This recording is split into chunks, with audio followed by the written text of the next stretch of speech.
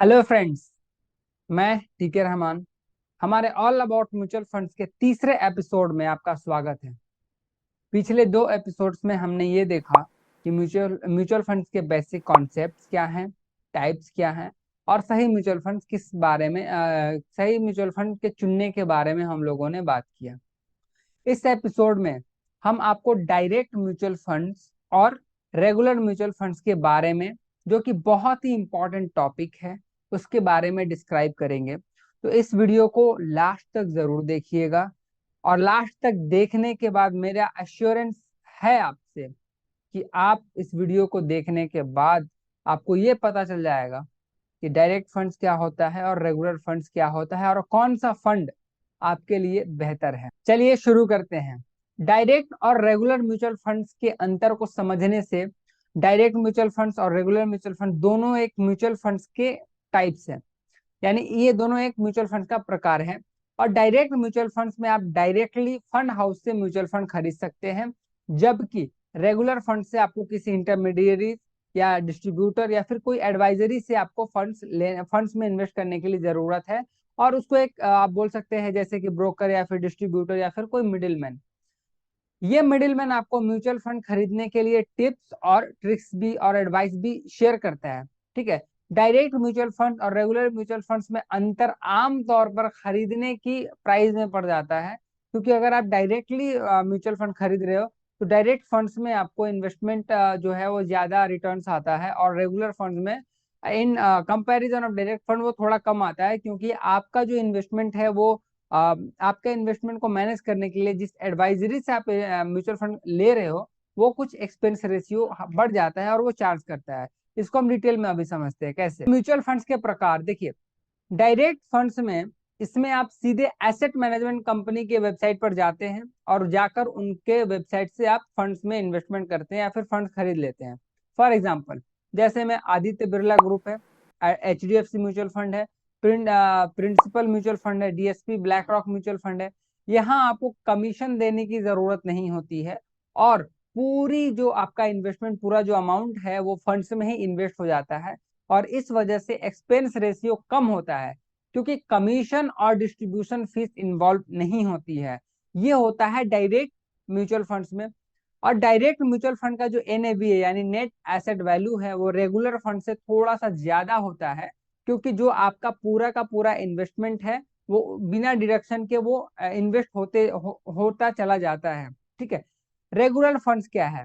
Regular funds brokers और agent जो regular funds में इन्वॉल्व होते हैं और आपको कमीशन देना होता है। ये सिंपल टर्म्स लेमैन भाषा में आप समझ सकते हैं।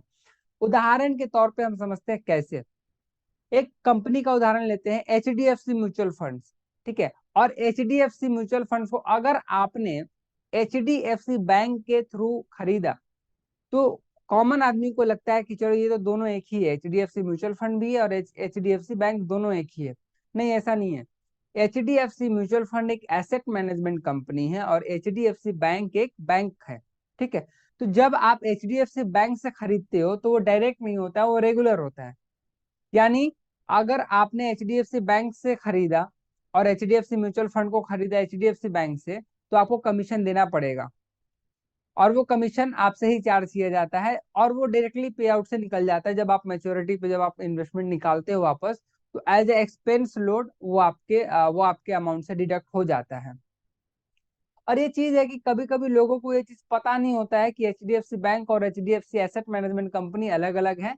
और बैंक यहाँ पे, देखिए यहाँ पे बैंक क्या काम कर रहा है, बैंक एज अ ब्रोकर यहाँ पे काम करता है। ठीक है।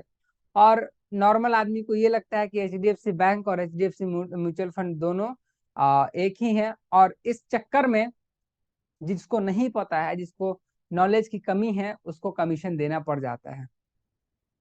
अब आता है दोस्तों दूसरा पॉइंट हमारा, direct mutual fund versus regular mutual fund कौन सा बेहतर है। तो मैं यहाँ पे कुछ कंपैरिजन कर रहा हूँ जिसके थ्रू आपको ये पता चलेगा कि मेरे को कौन सा म्यूचुअल फंड लेना चाहिए। पहला पैरामीटर है मेरा एक्सपेंस। डायरेक्ट फंड का जो एक्सपेंस रेशियो है रेगुलर फंड के मुकाबले कम होता है, क्योंकि आप डायरेक्टली एसेट मैनेजमेंट कंपनी से आप खरीद रहे हो। और रेगुलर म्यूचुअल फंड में एक्सपेंस रेशियो ज्यादा होता है, क्योंकि आप किसी इंटरमीडिएरी से खरीद रहे हो। और बीच में जो भी इन्वॉल्व होता है जाहिर सी बात है कि उसका कमीशन इन्वॉल्व होता ही होता है। दूसरा पैरामीटर है रिस्क। डायरेक्ट फंड्स में रिस्क ज्यादा होता है क्योंकि इसमें एडवाइस और गाइडेंस नहीं होती है। डायरेक्ट फंड को जब आपको खरीदना है तो आपको डायरेक्टली वेबसाइट पे जाना होगा और ऑटोमेटिकली आपको अपने रिसर्च के हिसाब से, अपने नॉलेज के हिसाब से आपको परचेस करना होता है, ठीक है। लेकिन रेगुलर रेगुलर फंड में इंटरमीडिएट किसी जो आपका जो रिस्क कम करने की आपकी सहायता करते हैं और आपको म्यूचुअल फंड्स के बारे में नॉलेज भी नहीं है तो भी आप इंटरमीडिएट के थ्रू जा सकते हैं, जिससे आपका जो रिस्क है वो। तीसरा पैरामीटर से NAV, net asset value. Direct plan का जो एनएवी होता है वो रेगुलर प्लान से ज्यादा होता है। अगर मैं बात करूं कि डायरेक्ट प्लान किसके लिए है ये पैरामीटर्स, तो वो उन लोगों के लिए है जिनको मार्केट की अच्छी खासी समझ है। उनको ये पता है कि किस तरीके से मार्केट में इन्वेस्ट करना है और क्या मार्केट का जो स्टैटिस्टिक है, फंडामेंटल्स है, कंपनीज का रिसर्च है। यानी अगर हम कहें तो जिसको स्टॉक मार्केट और पूरे मार्केट में वेदर वो डेप्थ हो, वेदर वो इक्विटी हो या फिर हाइब्रिड हो, इसके बारे में अपन आगे बात करेंगे। तो वो उस पर्सन को जब आराम से जब वो रिसर्च कर लेगा तो डायरेक्टली जा करके परचेज कर सकता है। लेकिन अगर किसी को इन सब चीज के बारे में नॉलेज नहीं है तो वो रेगुलर फंड से जाता है, फिर रेगुलर फंड से जा सकता है और वो अपने मनी को ग्रो कर सकता है। होता क्या है, प्रॉब्लम क्या है कि यहाँ पे एक प्रॉब्लम स्टेटमेंट नहीं बोलेंगे, कंफ्यूजन बोलेंगे कि डायरेक्ट ले या रेगुलर ले। अगर आपको मार्केट की समझ अच्छी है तो फिर डेफिनेटली आप रेगुलर सॉरी डायरेक्ट प्लान के साथ जाएं। अगर आपको मार्केट की नॉलेज नहीं है, अगर आप बिगिनर हो, तो आप रेगुलर फंड के साथ जा सकते हैं। अभी मैं कंपेयर करके बताऊंगा कि कितना डिफरेंस आ सकता है रेगुलर फंड में इन्वेस्ट करने से और डायरेक्ट फंड में इन्वेस्ट करने से। लेकिन हाँ, डायरेक्ट जो आपका जो कन्वीनियंट है, चौथा पैरामीटर मेरा कन्वीनियंस का है। डायरेक्ट प्लान में आपको सभी जरूरी फॉर्मेलिटीज है वो खुद से करनी पड़ती है, जबकि रेगुलर फंड में जितनी भी सारी फॉर्मेलिटीज हैं वो जो आपका मीडिएटर है, इंटरमीडिएट है या ब्रोकर है या फिर आपका जो प्लेटफॉर्म है वो आपको ऑटोमेटिकली करके देता है। रेगुलर फंड जो है ना थोड़ा सा कन्वीनियंट होते हैं परचेस करने में और आपकी हेल्प भी करते हैं। रिटर्न्स की अगर बात करें, रिटर्न्स पैरामीटर पे अगर हम देखें तो डायरेक्ट फंड्स में ज्यादा रिटर्न्स आता है। डायरेक्ट फंड में ज्यादा रिटर्न आता है, ये आप नोट कर सकते हैं। डायरेक्ट फंड में आपको ज्यादा रिटर्न मिलता है in comparison of regular fund. Regular fund में थोड़ा सा रिटर्न कम आता है और वो थोड़ा कितना ज्यादा हो जाता है वो मैं आपको अभी बताता हूँ। अभी आपको यहाँ पे एक शीट दिख रही होगी जिसपे डायरेक्ट फंड, रेगुलर फंड और अमाउंट इन्वेस्टमेंट होगा। सेम अमाउंट मैंने इन्वेस्टमेंट का डाला है 10 लाख रुपीज, दोनों में, डायरेक्ट में और रेगुलर में 10 लाख रुपीज है। तो रिटर्न आपको देखते हैं आप कि आपको 20 डायरेक्ट फंड में आपको 20.34% यानी 20.34% का आपको रिटर्न आ रहा है और रेगुलर फंड में आपका 19.24% का रिटर्न आ रहा है। तो आप यहाँ पे देख सकते हो कि आपको 1.16 या फिर वॉट एवर अमाउंट 1.1 का आपको डिफरेंस दिख रहा है, 1% का डिफरेंस, 1.10 का डिफरेंस आपको यहाँ पे दिख रहा है। ये जो 1.1% है, देखने में तो सिर्फ और सिर्फ 1.1% है। 1.1% आपको देखने में बहुत छोटा अमाउंट लग रहा होगा, लेकिन अगर आपको 20 साल के लिए इन्वेस्ट करना है और आपको ये चीज देखना है तो आप कितना लूज कर रहे हो पता है। अगर आपने रेगुलर में इन्वेस्ट किया और रेगुलर में इन्वेस्ट करने के बाद आपको ये 19.24% का रिटर्न मिल रहा है। अब अगर आपने वही फंड में 20.34% का आपने रिटर्न कमाया होता तो आपको जो टोटल अमाउंट आपके पास होता वो अमाउंट है 1,13,256 रुपए। यानी अगर आपने 10 लाख पे सिर्फ और सिर्फ 1% अगर गंवाया आपने, तो आपने 1,13,000 गंवा दिए। तो इसको आपको देखिए, सिमिलरली इसका क्या है मैं समझाता हूं आपको कि ये चीज जो है ना वो डिपेंड करता है कि आपकी नॉलेज और एक्सपर्टीज पे। अगर आपको नॉलेज है, अगर आपको मार्केट के बारे में सीखना है, जानना है, समझना है, तो फिर आप रिसर्च कर सकते हैं। जब आप रिसर्च करोगे तो आपको मार्केट की नॉलेज हो जाएगी, तो आप इन्वेस्ट कर सकते हो डायरेक्ट प्लान में। लेकिन अगर आपको मार्केट की नॉलेज नहीं है तो फिर आप रेगुलर प्लान के साथ आ सकते हो, ठीक है। दूसरा चीज क्या है कि ये जो अमाउंट लॉस हो रहा है ना 1.10, ये वर्थ इट है अगर आपको मार्केट की नॉलेज नहीं है तो। अगर आपको मार्केट की नॉलेज नहीं है ना तो ये वर्थ इट है आपके लिए। क्यों? क्योंकि आपका पैसा तो ग्रो हो रहा है ना कम से कम। अगर आपने उस पैसे को एफडी में रखा या फिर उस पैसे को अगर आपने बैंक में रखा तो वहां उतना ग्रो नहीं होगा जितना यहाँ पे ग्रो होगा। हाँ, बजाते कि बजाय कि आपको डायरेक्ट फंड से थोड़ा सा कम होगा लेकिन ग्रो होगा। ठीक है, थोड़ा सा नहीं, सिर्फ 1%। चलिए ठीक है। तो इस तरीके से आप चूज कर सकते हैं आप अपने अकॉर्डिंग कि आप डायरेक्ट फंड में जाएंगे या फिर रेगुलर फंड में जाएंगे।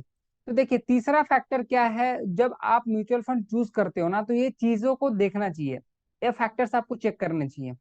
पहला, कि 3 से 5 साल का जो रिटर्न ऑफर्ड है वो उसको आप जरूर कंसिडर करें, उसको आप जरूर देखें फंड को, किसी भी फंड को चूज करने से पहले, कि उस फंड ने कैसा परफॉर्मेंस किया है, किस तरीके का परफॉर्मेंस रहा है। ठीक है। अब दूसरा पैरामीटर क्या रहता है, अगेंस्ट मार्केट रिटर्न्स, कंपैरिजन करिए किसी भी म्यूचुअल फंड का मार्केट रिटर्न से।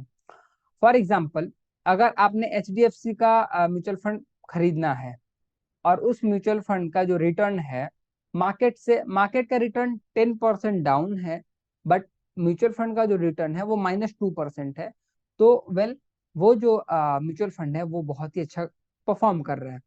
लेकिन अगर आपका जो मार्केट है, जो हमारा मार्केट है, वो 10% का ग्रोथ लिया हुआ है और जिस फंड को आप चूज कर रहे हो वो 3% ही ग्रो किया है, तो वो फंड उतना बेहतर नहीं है क्योंकि वो मार्केट के साथ ग्रो नहीं कर रहा है। ठीक है, ये देखिए। तीसरा देखिए कि एक्सपेंस रेशियो कैसा है, आप कहाँ कहाँ पे खर्च कर रहे हो देखना होगा ना।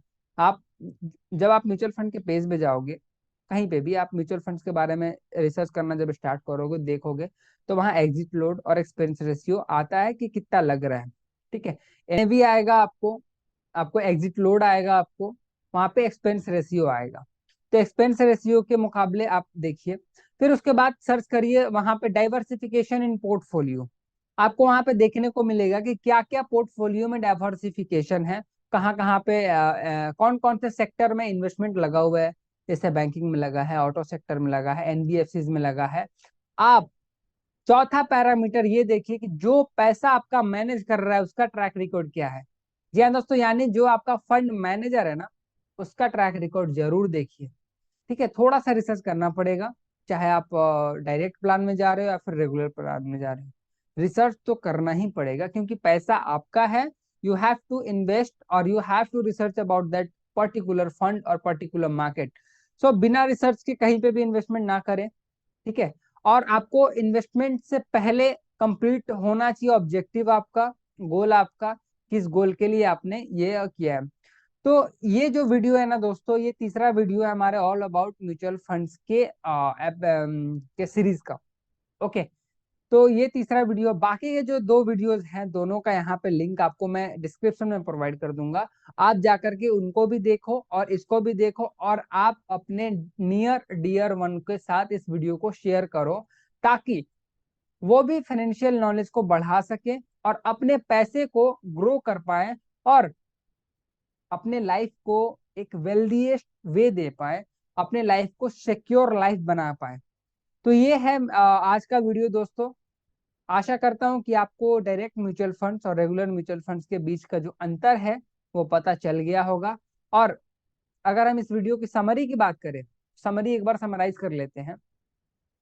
अगर आप रेगुलर फंड में इन्वेस्ट कर रहे हो, इंटरमीडिएट्स की हेल्प ले लो आप।